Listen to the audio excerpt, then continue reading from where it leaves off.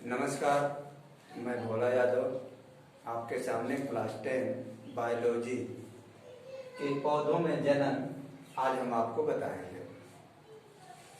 हमने इसके पहले जो है जनन के बारे में बताया है आपको कि छोटे जीवों में कायिक जनन होता है, एसेक्सुअल रिप्रोडक्शन होता है, लेकिन बड़े जीव वो पौधे हो या जंतु उनमें जो है लैंगिक जनन होता है। और आज हम लैंगिक जनन पौधों में बताएंगे। देखिए, पौधे या जंतु दोनों जो है दो पार्ट्स होते हैं। एक होता है एक लिंगी और दूसरा होता है उभयलिंगी या द्विलिंगी। ठीक है, एक लिंगी का मतलब होता है कि वे जीव जिसमें नर और मादा अंग अलग अलग जीवों में होते हैं उन्हें एक लिंगी कहते हैं। जैसे मानव में स्त्री और पुरुष अलग अलग होते हैं, ये एक लिंगी प्राणी है। गाय में जो है नर और मादा अलग अलग होते हैं, वो एक लिंगी है। द्विलिंगी बता रहे हैं कि द्विलिंगी का मतलब होता है कि एक ही जीव में दोनों अंग विकसित हों, उन्हें हम द्विलिंगी कहते हैं। ठीक है, जैसे नर और मादा दोनों एक ही जीव में उपस्थित होते हैं। ये खास तौर से अधिकतर पौधों में होता है। ठीक है, जैसे पौधों में लगभग समस्त पौधे जो होते हैं वो द्विलिंगी होते हैं, उनमें नर और मादा अंग दोनों एक ही में होता है। जैसे ये देखिए, ये पौधे का मादा भाग होता है जिसे हम जयांग कहते हैं, मादा भाग। ये जो है इसे पुंकेसर कहते हैं, ये नर भाग होता है। तो दोनों अंग एक ही पुष्प के अंदर होता है। ठीक है, एक ही पौधे के पुष्प में होता है, इसीलिए पौधा क्या है, द्विलिंगी होता है।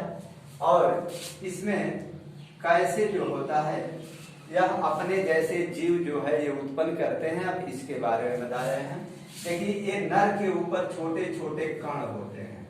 ठीक है ना, नर के ऊपर छोटे छोटे गोल गोल कण होते हैं पीले रंग का, जिसे हम पराग कण कहते हैं। क्या कहते हैं? पराग कण। ये पराग कण जो है किसी भी माध्यम हवा भी हो सकता है, कीट भी हो सकते हैं, जल भी हो सकता है, जंतु भी हो सकते हैं। जैसे मान लो कि सरसों का पुष्प खेत में लगा हुआ है, जंगली जानवर उसमें जाते हैं और जाने के बाद उनसे जो है ये हिलता है, और हिलने के बाद ये कण जो है यहाँ से उड़ा और उड़ करके इसके वर्ती कागर पर पहुंच गया। मादा के नर का कण जो है हवा के माध्यम से इस पर पहुंचा, और नर के कण को मादा के भाग पर पहुंचने की क्रिया को ही परागण कहते हैं। क्या कहते हैं? परागण, पोलिनेशन। परागण को हम ऐसे इसको डिफाइन हम इस तरह से करते हैं कि नर का पराग कण जो है किसी भी माध्यम से मादा के वर्तिकाग्र पर पहुंचने की क्रिया परागण कहलाती है। परागण हो जाता है, होने के बाद इसके अंदर ये जो होता है इसको कहते हैं बीजांड, और इसके ऊपर जो है अंडाशय होता है। यह जो नर का कण है एक नली के द्वारा ये उसके बीजांड में आता है। ये जो नली बनती है, अब इसको हम यहां समझाना चाहते हैं आपको। देखिए,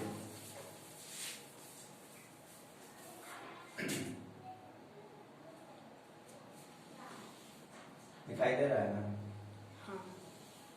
ये ठीक है, इसी फिगर को मैं अब यहां समझाना चाहता हूं आपको।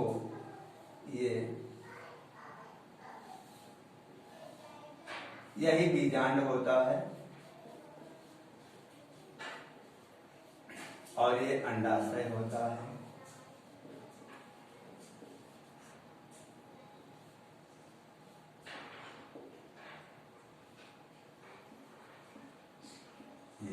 ठीक है ना। ये यहाँ से नली बनती है और इस नली के माध्यम से ये इसमें आता है, इसको कहते हैं पराग नली। ठीक है, क्या कहते हैं? पराग नली। और ये जब नर का कण जो है जब पराग नली में आता है तो एक कण से दो कण में विभाजित हो जाता है और ये दोनों कण इसके बीजांड में आ जाते हैं। ठीक है, जब उस नर का दो कण बीजांड में आते हैं और दोनों में से एक कण जो है इसके इस पोर्शन से, इस ध्रुव से जब मिलता है तो इसी को कहते हैं निषेचन, यानी फर्टिलाइजर।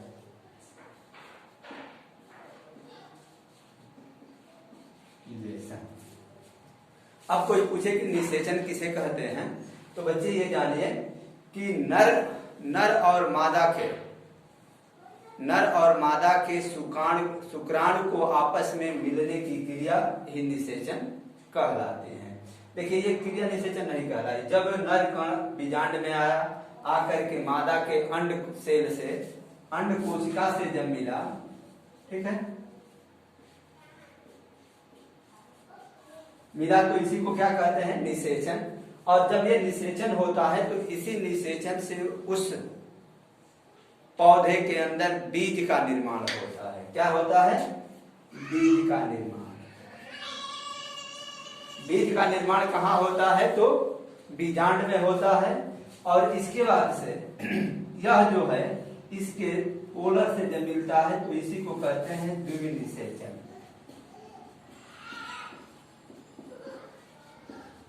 जिसको हम डबल फर्टिलाइजेशन कहते हैं।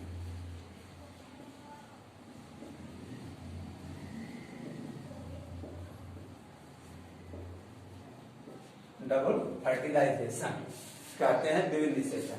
यह द्विनिषेचन जब होता है तो उसके ऊपर एक आवरण बनता है, यानी बीज आवरण का निर्माण, बोकला का निर्माण करता है इसके ऊपर। बीज आवरण बन गया।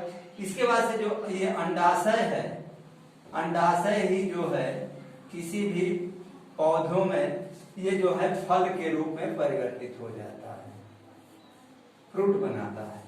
ठीक है, और इस पौधे की यह प्रक्रिया हुई और इसमें बीजांड में बीज बना और उस बीज से फिर एक नए जो है पौधे का निर्माण होता है। इस प्रकार पौधों में निषेचन होता है और पौधों का जो जनन भाग होता है वो पुष्प होता है।